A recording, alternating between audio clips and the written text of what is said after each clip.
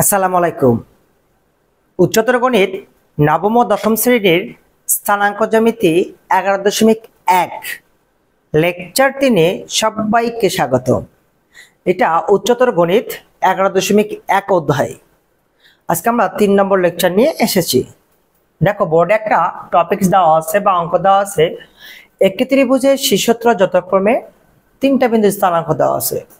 ত্রিভুজটি অঙ্কন করো, দেখাও যেটা সমদ্বিবাহু ত্রিভুজ। সমদ্বিবাহু ত্রিভুজ কাকে বলে?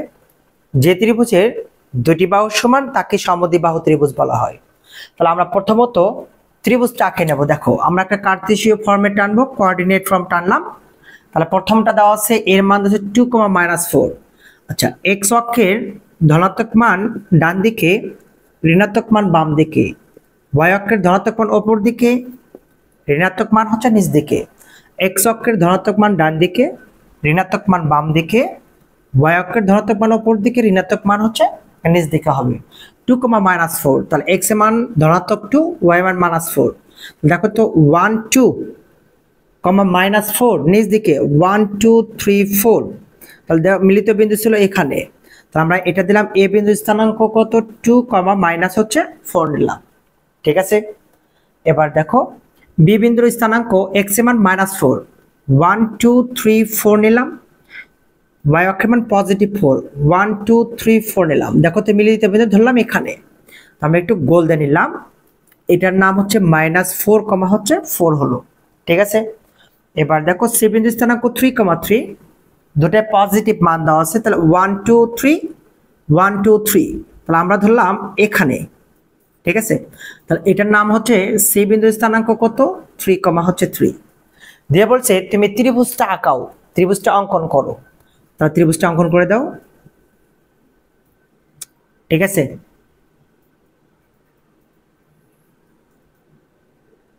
ত্রিভুজটা আমরা এঁকে দিলাম। ঠিক আছে।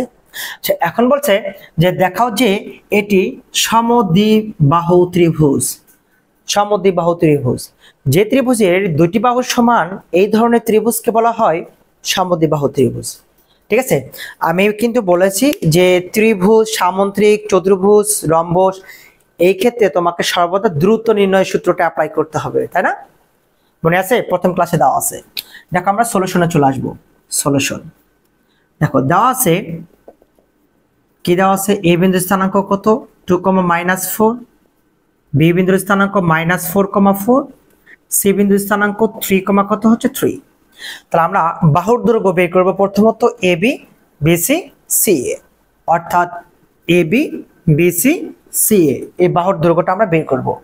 তাহলে দেখো এ বি বাহুর দৈর্ঘ্য ইকুয়াল, দৈর্ঘ্য নির্ণয় সূত্রটা কি জানি জানো? √, যে x1 মাইনাস হচ্ছে x2 এর উপর whole square plus y1 minus y2 এর উপর স্কয়ার।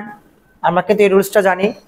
যখন আমি এ বি বের করব, x1 y1 x2 y2 হবে √, x1 মানে 2, মাইনাসে মাইনাসে প্লাস x2 মানে 4 whole square, y1 minus y2 তাহলে -4 -4 তারপর হোল স্কয়ার। যোগ বিয়োগ করো, 4 2 6, 6 6 কত হয় 36 হয়। -4 যোগ করলে -8 হয়। -4 স্কয়ার প্লাস 8 হবে, 8 8 কত হবে 64 হবে। তো 36 64 যোগ করলে 100 হবে, সমান 10 একক আমরা পেয়ে গেলাম। ঠিক আছে। কোনো কিছু নাই দেখে আমরা এখানে নাম দিলাম হচ্ছে 10 একক। ওকে। তাহলে আমি এবি বাহুর দৈর্ঘ্য পেলাম 10 একক। সেম ভাবে এখন আমরা বিসি বের করব। বিসি বের করো, x1 y1 x2 y2 ধরো, x1 minus x2 whole square, y1 minus y2 4 3 whole square √, 4 এর 3 যোগ করলে 7, -7 মাইনাসের উপর স্কয়ার করলে প্লাস, 7 7 49 হয়। 4 থেকে 3 বিয়োগ করলে 1, 1 এর উপর বর্গ করলে 1 হয়। তাহলে কত আসছে √50। এটা আমরা দিলাম একক। তাহলে আমরা বিসি বাহুর দৈর্ঘ্যটা আমরা পেয়ে গেলাম কত √50 একক। কারো কি বুঝতে অসুবিধা আছে? আচ্ছা, এবার দেখো আমরা সি এ করব, অর্থাৎ সি এবং এর দৈর্ঘ্যটা বের করব। সি এ √, আচ্ছা সি এ তাহলে x1 y1 x2 y2 ধরবো। x1 মাইনাস x2 এর উপর whole square 3 - 2 whole square y minus y two whole square 3 মাইনাসে প্লাস 4 এর উপর স্কোয়ার আসবে। 3 থেকে 1 বিয়োগ করলে 2 বিয়োগ করলে 1 হবে, 1 এর উপর স্কোয়ার করলে 1 আসবে। 4 3 যোগ করলে 7, 7 সাথে কত আসবে 49, যোগ করলে কত আসতেছে 50। তাহলে দেখো তো তোমরা লক্ষ্য রাখো তো এই বাহুর দৈর্ঘ্য আর এই যে বাহুটা আছে এই বাহুর দৈর্ঘ্য, অর্থাৎ এখানে এটা দেই এই যে সি এ দৈর্ঘ্য আর বিসি দৈর্ঘ্য মানটা একই আসে না, একই আসে না, একক। তাহলে যেহেতু আমরা লিখতে পারি কি বিসি ইকুয়াল হচ্ছে সি এ ইকুয়াল কত হচ্ছে 50। তাহলে আমরা জানি যে কোনো দুই বাহুর সমষ্টি, যে কোনো দুটি বাহু, আমরা জানি যে কোনো দুটি বাহু যদি সমান হয় তাকে সমদ্বিবাহু ত্রিভুজ বলা হয়। ঠিক আছে, তাহলে দুটি বাহু সেম আছে, সুতরাং এটি সমদ্বিবাহু ত্রিভুজ। ঠিক আছে, পি আর ও ভিডি প্রমাণিত। পারবে না সবাই? আবার কি রিপিট করতে হবে? অঙ্কটা কিন্তু সহজ ছিল। এবার দেখো নেক্সট নাম্বার, দেখো নাম্বার 2 এ দেওয়া আছে 3টা বিন্দু স্থানাঙ্ক একটি ত্রিভুজের শীর্ষত্রয়। ত্রিভুজটি ফার্স্ট টাইমে তোমাকে অঙ্কন করতে হবে। দেখাও যে এটি একটি সমকোণী ত্রিভুজ। এর আগেরটা দেওয়া ছিল কি সমদ্বিবাহু ত্রিভুজ। তাহলে সমকোণী ত্রিভুজ করার সময় তোমাকে ফার্স্ট টাইম মাথায় আনতে হবে পিথাগোরাসের উপপাদ্য, যে অতিভুজ স্কয়ার সমান লম্ব স্কয়ার প্লাস ভূমি স্কয়ার। যদি প্রমাণ করতে পারো তাহলে সমকোণী ত্রিভুজ গঠন করবে। ঠিক আছে, তাহলে এখন আমরা প্রথমত চিত্রটা আঁকাবো। কোন একটা কার্তেশীয় ফরম্যাটটা আমরা আঁকে নিলাম, এক্স ও এক্স ড্যাশ, ওয়াই ও ওয়াই ড্যাশ। তাহলে এখন প্রথমত আছে 2,5 এক্স অক্ষরের ধনাত্মক মান, ওয়াই অক্ষরের ধনাত্মক মান 2। আমরা নিলাম 1 2 1 2 3 4 5 নিলাম ধরো এখানে।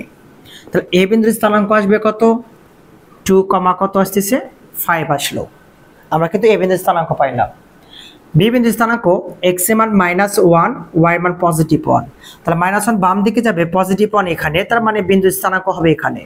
তাহলে আমরা বি বিন্দুর স্থানাঙ্ক নিলাম -1, হচ্ছে 1, সির মান আছে +2 আর ওয়াই অক্ষরের মান দেওয়া আছে এখানে +1। তাহলে 2 1 মানে এখানে দেওয়াই আছে। তাহলে আমি এটার নাম দিলাম হচ্ছে কি সি 2, হচ্ছে 1। ত্রিভুজটা অঙ্কন করা। এখন ত্রিভুজটা আমরা অঙ্কন করলাম, ত্রিভুজটা আমরা কি করলাম অঙ্কন করে নিলাম। দিয়ে এখন বলছে যে এখান থেকে সমকোণী ত্রিভুজ তোমাকে প্রমাণ করতে হবে। আচ্ছা, সমদ্বিবাহু ত্রিভুজ, সমকোণী ত্রিভুজ, তারপরে সামন্ত্রিক রম্বস, যাই বলুক না কেন তোমাকে দ্রুত নির্ণয় সূত্রে অ্যাপ্লাই করতে হবে।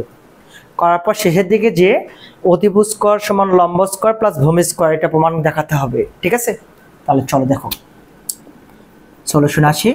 দেওয়া আছে এ বিন্দুর স্থানাঙ্ক 2,5, বি বিন্দুর স্থানাঙ্ক -1,1, সি বিন্দুর স্থানাঙ্ক 2, হচ্ছে 1, এটা দেওয়া আছে। তাহলে আমরা প্রথমত দূরত্ব বের করব A B √, x1 y1 x2 y2 x1 - x2 এর উপর whole square plus y1 - y2 এর উপর হোল স্কয়ার 5 - 1 এর উপর স্কয়ার। তোমার মতো করে তুমি যোগ বিয়োগ করো। 2 এর 1 যোগ করলে 3, 3 3 কে 9, 5 থেকে 1 বিয়োগ করলে 4, 4 4 কত হয় 16 হয়, 25 আসে 25, 5 5 কত হয় 25। তুমি 5 একক পাইলা দূরত্বের মানটা। ঠিক আছে, আচ্ছা এখন তুমি বিসি এর দূরত্ব বের করবা। BC √, x1 y1 x2 y2 x1 - x2 এর উপর হোল স্কয়ার, তাহলে করে নাও y1 - y2 এর উপর হোল স্কয়ার করে নিলাম। ঠিক আছে, যোগ করলে -3, -এর উপর স্কয়ার করলে প্লাস হবে, তাহলে 3 3 কে 9 আসবে। তাহলে আমরা 9 করলাম, তাহলে 3 3 কে 9 মানে 3 একক কি আসবে 3 একক। এখন আমরা সি এ বের করব। তাহলে সি এটা বের করে নাও √, x1 y1 x2 y2 x1 - x2 এর উপর whole square 2 - 2 whole square, y1 - y2 এর উপর হোল স্কয়ার 1 - 5 তার উপর স্কয়ার। এখন তুমি তোমার মতো করে যোগ করে নাও, কেটে গেলে 0, 1 থেকে 5 বিয়োগ করলে -4, 4 এর স্কয়ার 4 4 16, তার মানে 4 একক আসবে। ঠিক আছে, কার কি বুঝতে অসুবিধা হলো? দেখো এ বি বিসি সি এ, তাহলে আমরা A B BC C A, A B বাহুর দৈর্ঘ্য, বিসি বাহুর দৈর্ঘ্য, সি এ বাহুর দৈর্ঘ্যটা আমরা পেয়ে গেলাম। আচ্ছা এখন তোমাকে প্রমাণ করতে হবে যে অতিভুজ স্কয়ার সমান লম্ব স্কয়ার প্লাস ভূমি স্কয়ার, যেহেতু আমাদের অঙ্কে বলছে দেখাও যে এটা একটা সমকোণী ত্রিভুজ, ঠিক আছে। তাহলে পিথাগোরাসের উপপাদ্য অনুসারে আমরা পাই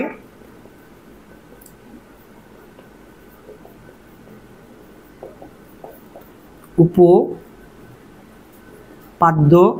অনুসারে, ঠিক আছে। তাহলে এখানে এবি স্কয়ার সমান লম্ব দেওয়া আছে কত এসি স্কয়ার, ভূমি দেওয়া আছে কত বিসি স্কয়ার। আচ্ছা এবি, এখন দেখো তো এবির মানটা দেওয়া আছে কত 5, তাহলে আমরা আগে এবির মানটা বের করে নেব। এখন এবি স্কয়ার, ঠিক আছে। তাহলে 5 এর উপর স্কয়ার আসবে, 5 5 কত আসবে 25 আসবে। এবি স্কয়ার মানটা আমরা পেয়ে গেলাম। এখন AC square plus BC square মানটা বের করব, ঠিক আছে।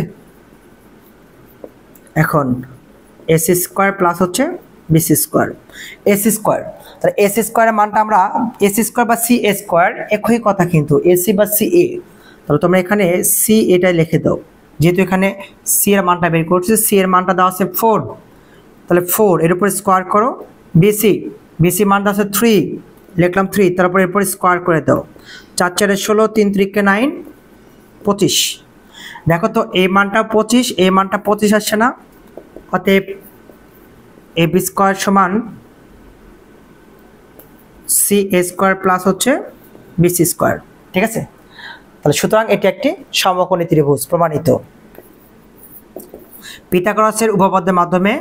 সুতরাং এটি একটি সমকোণী ত্রিভুজ প্রমাণিত, ঠিক আছে। পারবে না সবাই? অঙ্ক কি হার্ড মনে হলো? আজকের লেকচারটা এই পর্যন্ত। তোমরা একটা কাজ করবা, এখানে আর একটা অঙ্ক আছে 3 নম্বর অঙ্কটা, হ্যাঁ 3 নম্বর অঙ্কটা, 3 নম্বর অঙ্কটা এইচডব্লিউ থাকলো, একটু লক্ষ্য রাখবা যে 3টা বিন্দু স্থানাঙ্ক দেওয়া আছে, দিয়ে বলছে যে কোনো ত্রিভুজ গঠন করবে কি না। আচ্ছা ত্রিভুজ গঠন করার শর্তটা আমরা বলে দিচ্ছি, যে যে কোনো দুই বাহুর সমষ্টি তৃতীয় বাহু অপেক্ষা যদি বৃহত্তর হয় তাহলে ত্রিভুজ গঠন করা যাবে। 3 নম্বরে যদি এরকম হয় তাহলে গঠন করা যাবে, আর যদি না হয় তাহলে গঠন করা যাবে না, ঠিক আছে।